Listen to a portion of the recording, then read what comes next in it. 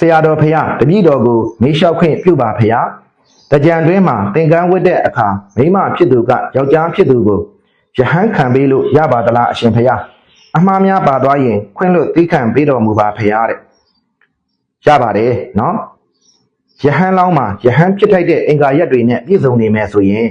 ဘယ်သူမဆိုယဟန်ခံပေးလို့ရပါတယ်အဲ့ဒါကိုနားမလည်တဲ့လူတချို့ကမိမဖြစ်သူကယောက်ျားဖြစ်သူကိုယဟန်ခံပေးလို့မရဘူးဟုလွဲမှားစွာပြောဆိုနေကြတာတွေကိုမြင်နေကြနေရပါတယ်အဲ့ဒီလိုပြောဆိုချက်တွေဟာအောင်မြင်သွားမယ်ဆိုရင်ပြောဆိုသူမှာပုံညာတရေထိုက်တတ်ပါတယ်ပုံညာတရေထိုက်တယ်ဆိုတာဘာကိုပြောတာလဲဆိုရင်မိမိက